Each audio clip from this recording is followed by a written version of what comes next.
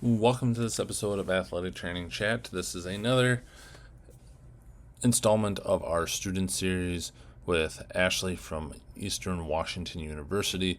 She reached out when we had placed a post, so thank you for doing that. But really, we got into AT advocacy from a student perspective and what she sees as the most effective and what she's been doing as a part of it. And honestly, I'm super impressed and wish I would have done just a fraction of that back when I was in school, and kudos to her and everyone else that's been taking a part of it. So, really interesting episode. It was great to connect with her, and we're looking forward to you getting to hear it. As always, we are powered by Mueller Sports Medicine. Can't thank them enough for their support of us and the profession. Check them out for all your sports medicine needs. Also, thank you to Healthy Roster for helping support us as well. If you're looking for an EMR that is really trying to bring everything into one place, they are definitely worth checking out. Great people to work with. And also brought to you by Clinically Pressed. Check out clinicallypressed.org/courses for some free CEUs with partners across the AT profession. Please enjoy.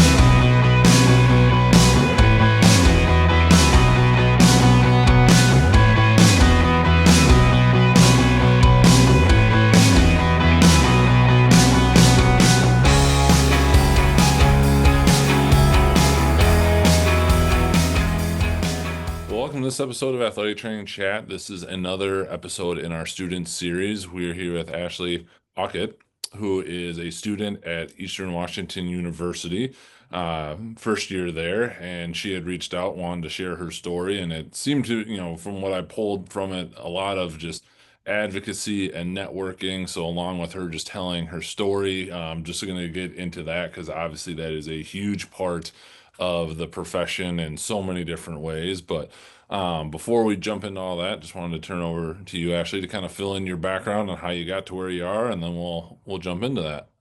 Sure, yeah. So my introduction to athletic training was fairly similar to a lot of athletic trainers that I've come in contact with. That being, I had an injury in high school, sprained my ankle, pretty good, and had never heard of athletic training before. Had no idea what an athletic trainer was.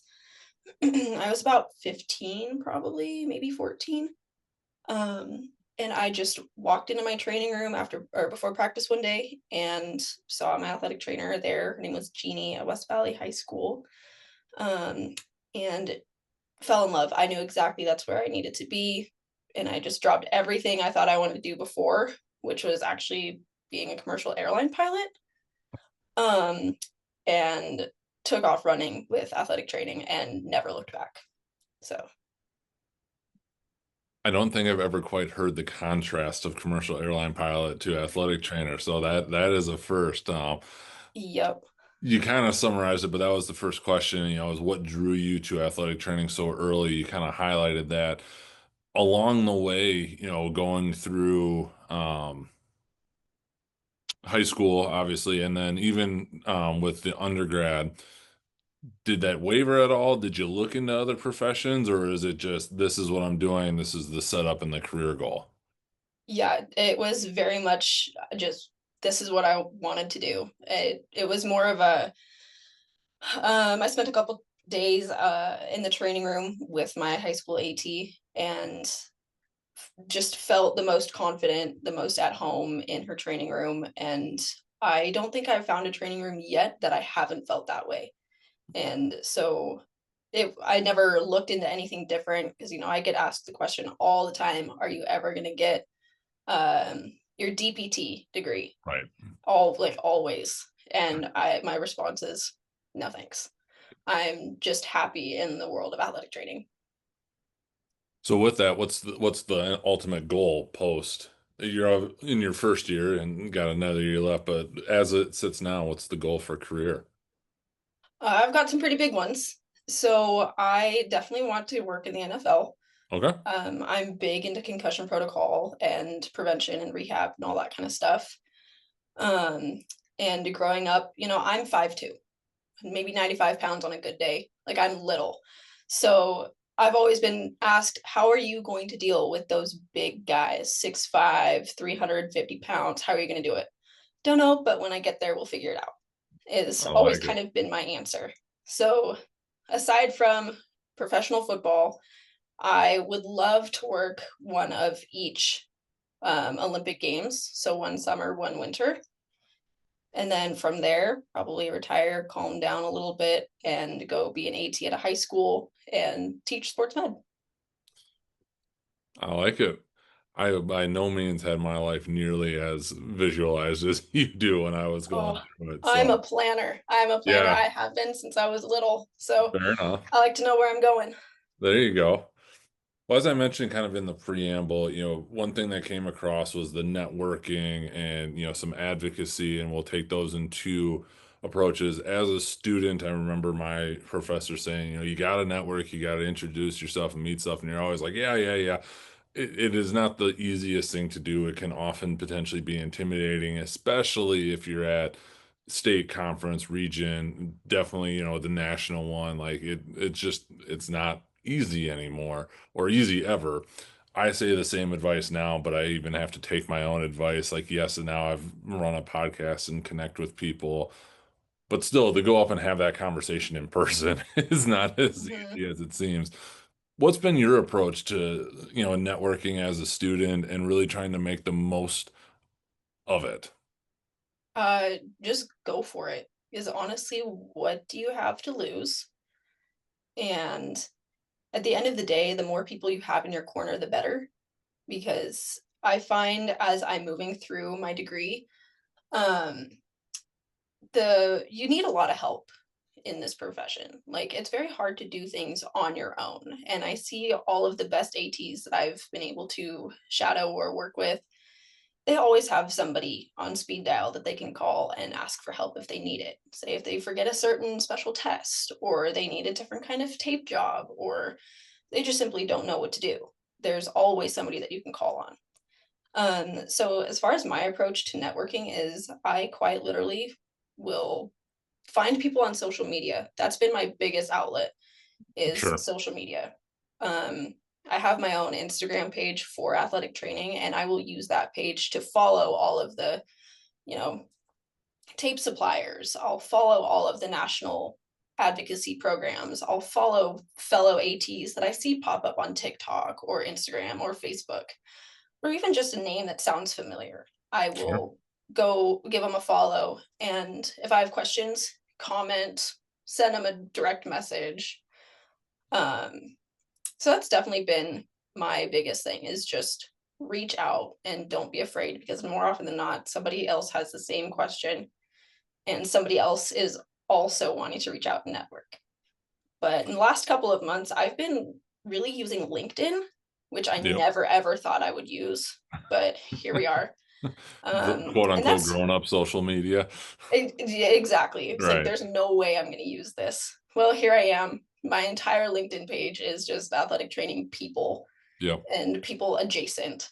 So it's very much just do it because you'll need them at some point. When you've reached out to people, if it could be someone who's, working in the pros, obviously busy, or, has been in the profession and however people would define, quote unquote big time or something like that in the profession. Have you found anything that seems to work the best in order to, ask a question or kind of grab their attention without, one concern I always have is, am I annoying someone? Or like, Hmm. I'm asking for something from them, but probably not really providing a whole lot potentially back to them by me going after it. Is anything you found that seems to work or that has helped to get you engagement? For me personally, I always find that addressing somebody straight on and saying, "Hey, I'm in grad school for athletic training and this is what I'm looking to do." So Hmm. more often than not, my very first sentence in an email or direct message or anything like that is, "Hi, my name is Ashley Aucutt. I'm a first year MSAT student at Eastern," which is also a good point to throw in because that's might be a common connection is Sure. where you're going to school or where you work. Um, and then say I'm emailing somebody with, I don't know, I'm in Washington, so the Seattle Seahawks. Yep. Say, hey, I'm a first year MSAT student at Eastern. I want to work on your sideline for a game. How would I go about that, or who can I reach out to? And more often than not, I find that with athletic training, a lot of those big people um, are super understanding and also want people to succeed and understand the importance of community. So more often than not, they'll be pretty quick about responding to you and getting you the help that you need or sending you in a direction that would be more beneficial to you. What have you found if you had to do it on following up? Like Typically, if they don't get back to you. yeah, yeah, yeah. I will typically wait about a week Okay. and give them some time because I understand they're busy, honestly, probably busier than I am. Um, so I'll give them some time, and if I don't hear anything from them, I will send them another message and just say, "Hey, this is so and so. This is what I'm doing. I reached out to you a couple days ago. Just wanted to follow up and make sure you either got my email or didn't forget about me." And I haven't run into anything like that where it takes Sure. a second try to Okay. get to them. I usually hear back with them within 1 or 2 days.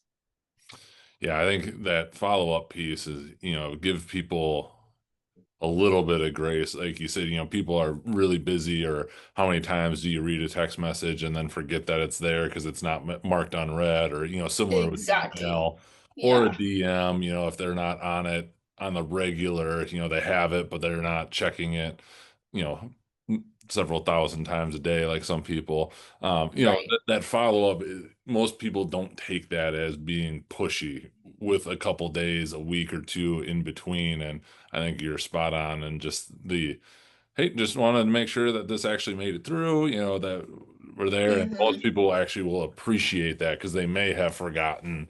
And they Exactly. do truly want to get back to you. I know for me, if anybody reaches out, I try and mark everything on red because it's the only way I can keep it straight in my life. But I always appreciate the follow up, unless it's like the next day and it's just like, okay, like Yeah, you gotta give exactly. me a minute here.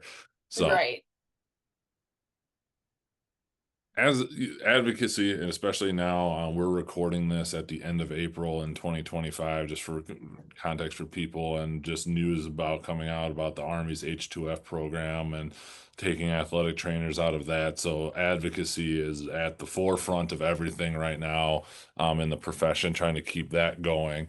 Obviously, a big deal, just in general. But what does that look like? What does advocacy for the profession look like from your perspective as a student and someone that's really been engaged around the profession for quite a bit of time? Right.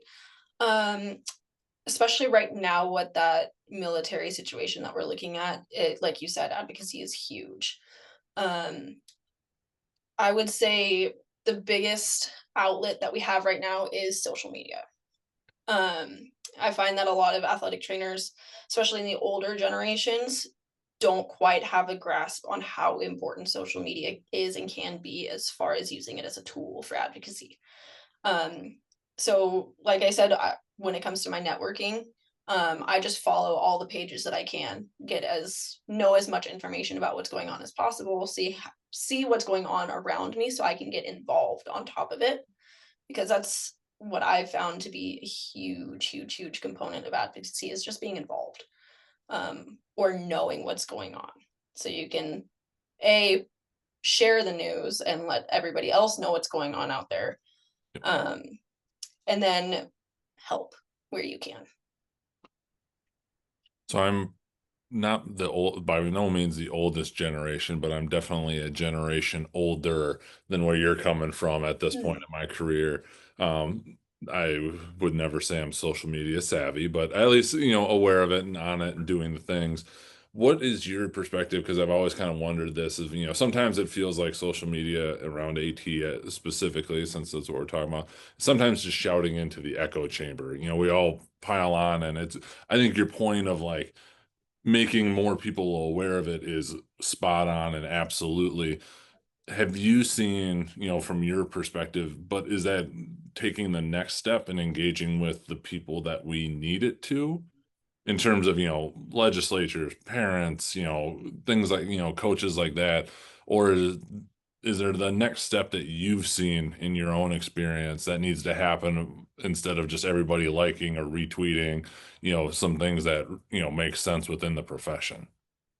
Sure. I feel like it's kind of a heavy question just because Yeah, it's a big one, and I'm just really curious at your perspective from it. yeah, absolutely. Um, I think in my experience, my mom helps a lot. So Okay. she obviously knows a little bit about the athletic training situation and the career and all of that kind of Yep. stuff. Whereas maybe her friends and her social circle don't as much, Sure. or like my grandparents or whatnot. So anything that I can tell them, they can tell their friends.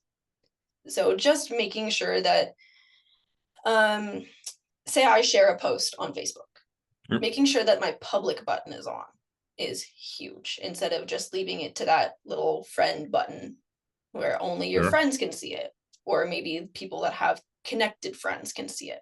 Making sure that it's turned on public so anywhere that it gets shared, everybody can see it. Yep. And then also I've been super involved with um my program's athletic training club. And Okay. a lot of what we do is we go out and we host tours, or we do a little advocacy days with local high schools so we can Nice. target the younger generations who maybe don't know what athletic trainers do yet. Thankfully, we're in a time where, unfortunately, we had situations like the Damar Hamlin situation or the Tua situations, um, where people now are starting to realize how important athletic trainers are, and they can see, oh, these are the people that run out on the field and performed CPR and Damar Hamlin and saved his life. So Yep. thankfully we're in that post that catastrophic event um, time period where we're gaining a little bit more traction through that.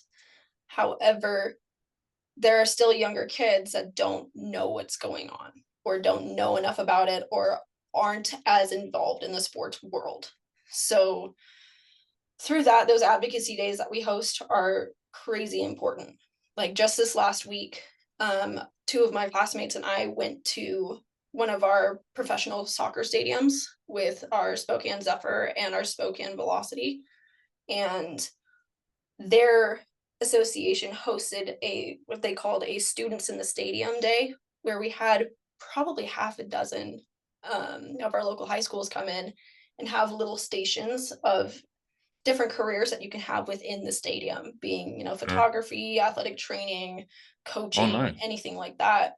And we spent about 15-20 minutes with each group running them through things that athletic trainers would do, and then leaving it open for them to ask questions as far as what schooling looks like, what job opportunities there are, and then making sure that they're aware that it's not just sports. There's the industrial setting, there's the military setting, there's performing arts settings. Okay, so you don't just have to do sports. There's so many opportunities that people can work in, and I feel like that's a lot of that needs to be um, presented a lot more. So I would say that's probably the next step for advocacy, is broadening that understanding of we're not just sports, we can do everything else too. For sure. Yeah. And for me, working in a clinic, that's, I have to explain to a lot of patients what exactly I am, because even on our name badge it says LAT, and they're, well, what is that? And then you get that little chance to do, that the little spiel on it, and then it's always nice, I think, to tie it back to it. Well, I worked with collegiate athletics, and people are like, okay, now that you can see like the wheels turning of like that's what you were doing, and then obviously they see what you're doing in your current role because you're helping them, so it Mhm. sort of gets that light bulb to flicker a little bit. Right, exactly. And for a lot of my classmates, like some of us didn't come from athletic training backgrounds Right. either. They had just kind of heard about it through the Yep. grapevine. It's like, oh, maybe that's something I could do. It's kind of PT adjacent, kind of EMT adjacent, but not really. We were able to go. So we, just like all of the other districts, we have the W, or the NWATA association, and we were able, when we went and we did our little segment there, we were also able to tour Boeing with their athletic training department, Yeah. and that was really cool. And a lot of my classmates were like, "Whoa, I didn't even think about, working with engineers or mechanics because they're whether you agree or not, they have an athletic part to them. They're still having to do athletic things and be Right. fit and be strong and be healthy, and they're ATs for that.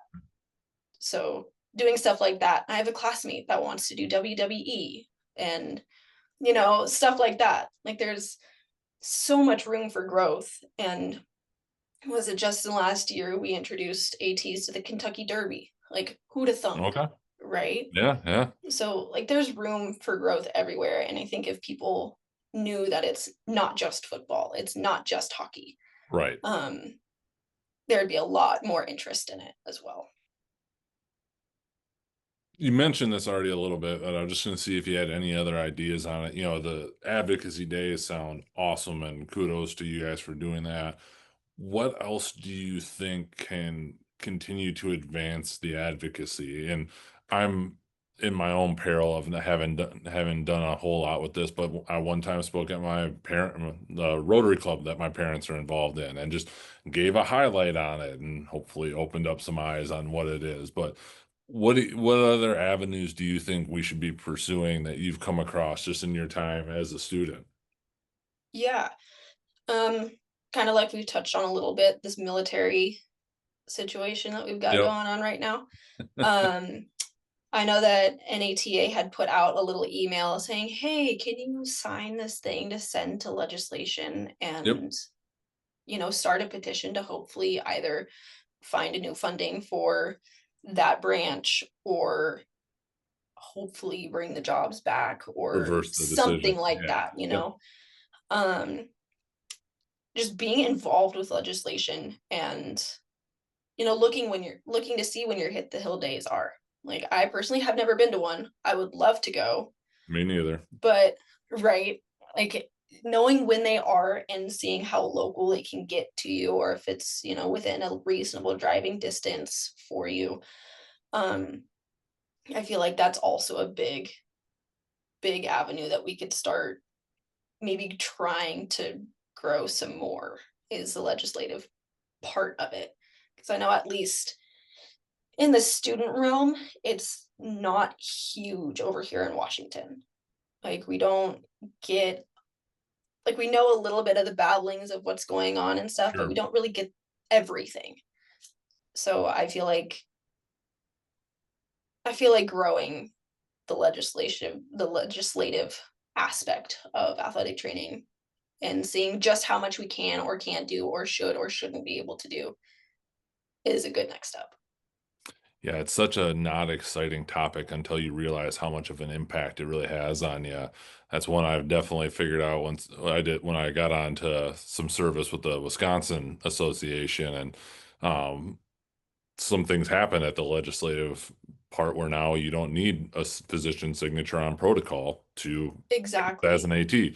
Opened up a whole new world of things you could do, on your own, and it's doesn't seem like it's all that exciting until it happens and it changes everything. And yeah, just the education around that, I agree with you, is super super important. Exactly. And I'm very fortunate this fall I was selected to go spend one of my rotations doing an internship with University of North Carolina Chapel Hill football team. Nice. So, I'm over in Washington state, go all the way across the country Yeah. and see what legislation looks like on the other side of the country. And I'm very excited to see kind of the differences there.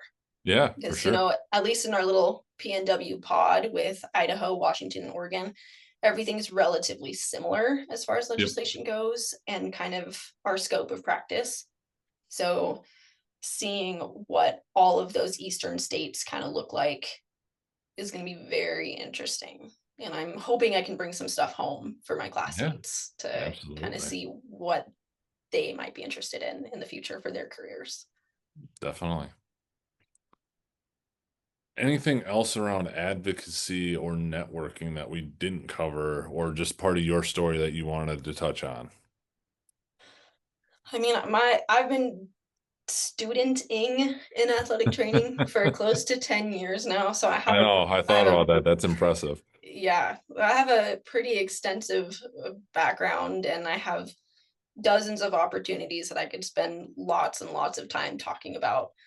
Um, but yeah, I mean, as far as the advocacy route, I think we pretty much touched on a lot of it, is just making sure you put yourself out there and you do everything that you can to advocate for the profession, especially right now in this time, Right. because so many things are changing and so many things are in the air. And for some of us, it's really scary. And for some of us, we're just kind of like, what do you do? Right. Right. But yeah, so mostly just keeping up with the times and being as involved as possible and not being afraid to get out and do your thing. Well, then jumping into the AT chat questions, which I think based on some of the things you said, I'm very curious where you see this as well. As a current student, where do you see the profession going in the next 5 to 10 years? Yeah. So, as with your other student spotlights, I also believe in the next 5 to 10 years, we're looking at, instead of a master's degree, a doctorate degree. Interesting. Yes, very, very much so.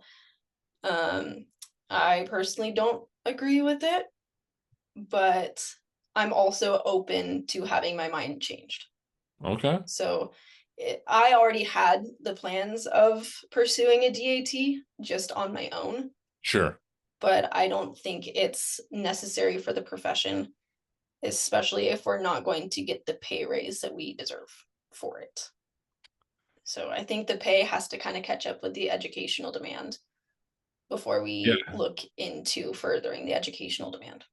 It's interesting that you and I think it was Tristan that said that. Mhm. Because the our just past episode for people listening to this with Dr. Winterstein, who was a big advocate of going masters, and he is now just recently retired, doesn't believe it'll make the full switch anytime soon, nor does he think it would need to advocate for that. But I'm just curious that, that it's heard it from two people now, but I Mhm. we'll see. It'll be very interesting to see if it gets a push for that at some point or not. Like if it just is a feeling that we have to, quote unquote, keep up for some reason. Right. I mean, my partner is in the DPT program here at Eastern, and he doesn't really have a whole lot more room to grow educationally as far as that Sure. goes, unless he decides to take a step back and get a master's or take a step forward and get a PhD.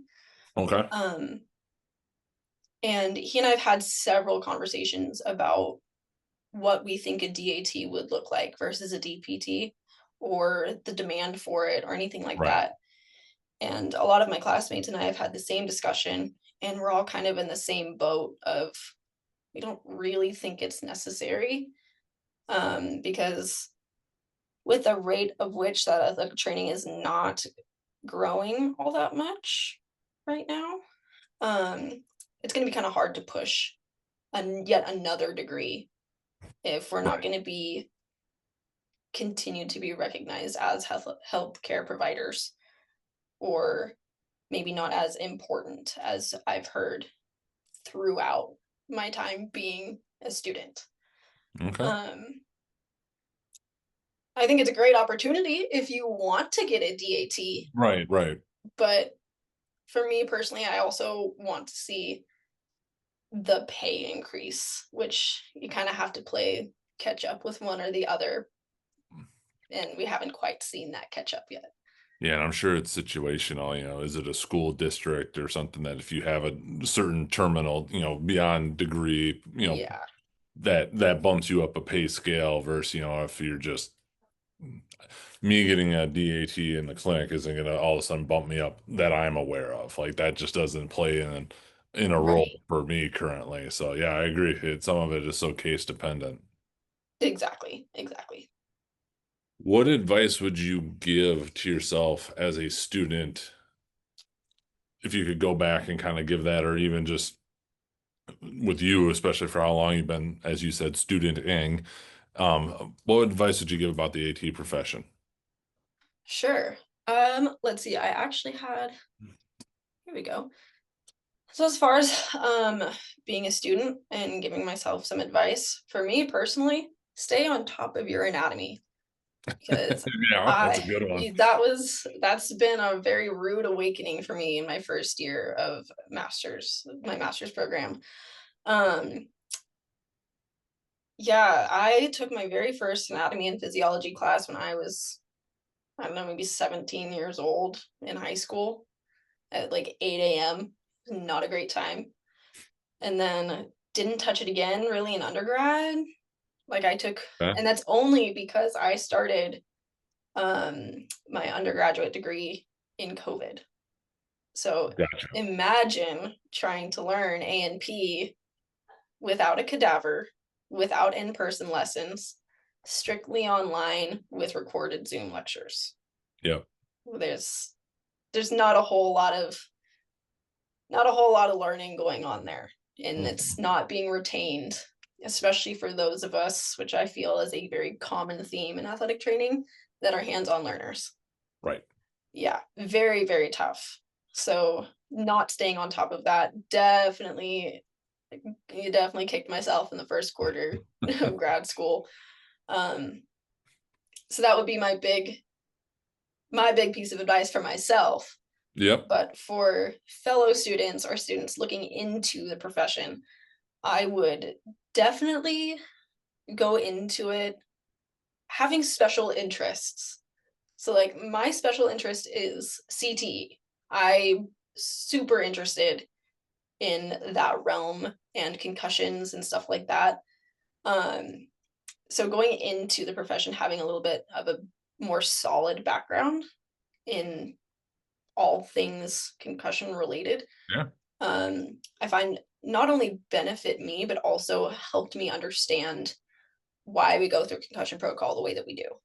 Sure. And also look into um, possibly redesigning the helmet or how we use guardians or not, or anything like that. So going into the profession with special interests and then being open to research. So, because research is always changing. There's You can learn one thing one day and it's completely different in 2 weeks. So always keep an open mind with research and don't stay rooted in one practice, because I find that we get into habits, which is good, but could also not be the best Right. when it comes to caring for our athletes. So just staying up with research and not being afraid to do research either, because Uh, there are that's lots of some questions to be answered still. that's some advice I wish I would have given myself earlier in my Right. career. What has been the most influential resource you've found in your career so far? My community. I have such a great foundation in athletic training between my preceptors. My classmates are huge. I learn things from them every day. My professors are huge, and even the neighboring healthcare professions. So I have a lot of friends in our Masters of Occupational Therapy Sure. program. Learn lots of things from them. I have, like I said, I have my partners in the physical therapy program. Learn lots of things from him and his cohort.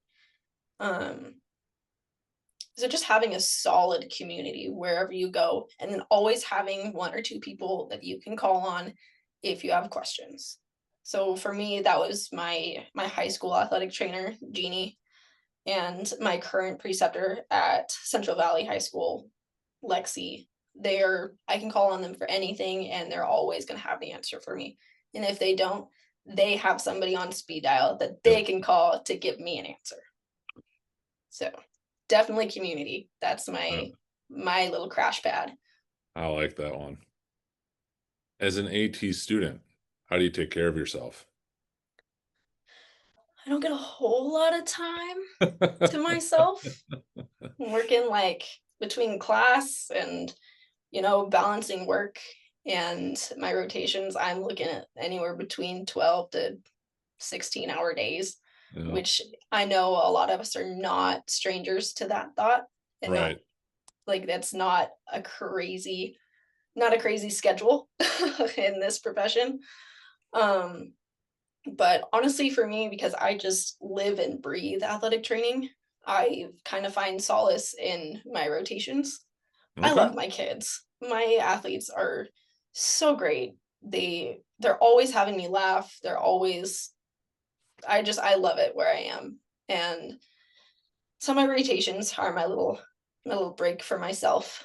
Um Otherwise when I am home, take the time to make dinner, hang out with my cats and take time to watch my shows, even if they're only an hour episode. If I get to watch 1 hour of my show a night, we're good.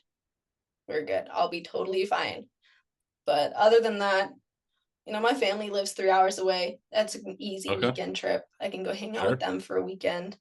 And big on being outside. So I have a little bit of a summer break before I go to North Carolina.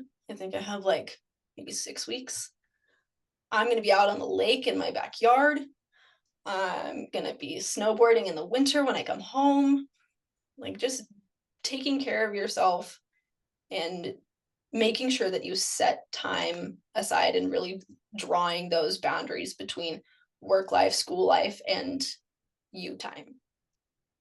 So, and drinking Great. water, drink water. That's Yep. been my big thing in the last Key. few months. Just drink water and you'll feel good. If you could change or eliminate one thing, could be a modality, a common practice, a mindset, really anything of your choosing in the field of athletic training, what would it be? I have a few. Um, the first one is like some of our other student spotlights have said before, that women can't be as successful in the field as men, Okay. mostly Agreed. mostly because of our stature. I've seen lots of very successful female athletic trainers and nothing can stop them. Um, so there's that one. Yep. There's the thought that athletic training isn't healthcare or as important as other healthcare fields. And I think that thought just stems from the lack of understanding or the lack of knowledge about what we do. So that kind of ties into the advocacy is if we just advocate and kind of show people what we actually do and that we're kind of a mix of everything as well as our own standalone profession, um, that will kind of fizzle out on its own. Now, a fun one, I if I could get rid of fitness influencers that don't have the education or the credentials to be sharing fitness and health information, can see themselves out of the chat. It's driving me up the wall because all of my kids will come in and say, "Oh, I saw this on TikTok. Should I be doing this? Should I be doing that? I'm doing a juice cleanse. I'm doing a this." I'm like, okay, okay, okay. You're young, you're healthy. I can't tell you no, but I can say you probably shouldn't. Right. But my biggest fight that I have right now is actually one of my coaches saw on TikTok, on Instagram or Facebook or something like that, and decided that this influencer was correct. But this influencer was saying that in order to build power and speed and velocity in your running, don't warm up, don't stretch, just run cold, which is insane. Which we as athletic healthcare providers know that that's not true. That's not how Right. that works. Um, but he swears by it, and we're seeing way more quad and hamstring issues than we ever have. And it's just pointing to the incorrectness of that ideal. And Right. it's not the first time I've seen something like that. It's not going to be the last time I've seen something like that. But that I would, if I could get rid of that, I would get rid of that in a heartbeat. And I think there would be a lot of people that would thank you if you could. Yeah. Last question, and kind of before we wrap up, what does becoming an athletic trainer mean to you? Um, Considering that I've been doing it for so long, It's my lifeline. It is my world. I love it. So actually becoming credentialed in the next, hopefully, year and a half, um, it would just be awesome. It's a dream come true. I've been working so hard to be where I am. I'm really excited to see what the future holds simply because I'm so passionate about treating athletes as more than just athletes. They're people too. At the end of the day, they're going to go home and they're going to stress about their sport, which is going to tie into and make all of what they're dealing with worse. So you have to treat them as a whole. They're more than just their injury, they're more than just their sport. They're a human being. They're going to get sad just as much as the next person. And they're going to have issues and they're going to, you just got to treat them as a whole. And being able to be a part of an athlete's story from the moment they do get injured and helping them back through that rehabilitative process as far as the physicality of the injury response and helping them rebuild their strength and getting back to doing what they love, also being there for them when there are hard days. And maybe that feels like they're taking 3 steps forward, but then they take a step back and it's tough for them. Mm-hmm. So being there for them for everything is huge for me. And I'm really excited to see where I can go with that and letting athletes know that they're more than just athletes. They're people. Absolutely. Well, we will link up everywhere that people can connect with you, and it's about everywhere. So Yep. she's not hard to find. But Nope. if what's the best place for people to try and reach out if they want to connect or, send a message? What would you suggest? That would be my athletic training Instagram. It's not huge right now, but that account, if you have anything athletic training related, that would be the place to find me for sure. Perfect. And like I said, we'll have all that linked up in the episode page so people will be able to see that. But thank you again for taking the time and for reaching out. This was great. Looking forward to, seeing what happens and potentially follow up in the future with you. Absolutely. Thank you for having me. It's been an interesting little thing that I can do that's different. It's fun. Sounds good. Hopefully in a good way. Of course. Thank you to Ashley for being a part of this episode, and thank you for listening. If you would like to tell your story, student or otherwise, or just have a topic you want to talk about, would love to have you on the podcast to share that and connect. And it's been just a great opportunity to really meet more people throughout the profession. But thank you again for listening and for everyone who has listened in the past and all of the guests. If you're interested in journaling or curious about the idea but not sure where to start, we put out the Athletic Training Daily Journal. You can find it on Amazon or a 14-day free trial that you can download at clinicallypress.org/shop. It's quotes and passages that we thought were interesting and then curated some questions and some prompts really directed around the AT profession and really just self-development as well. For Rick and I, it is the resource that we wish we would have had when we were coming up in the profession and wanted to put together now. So check that out. But again, thanks for listening. We'll catch you next episode.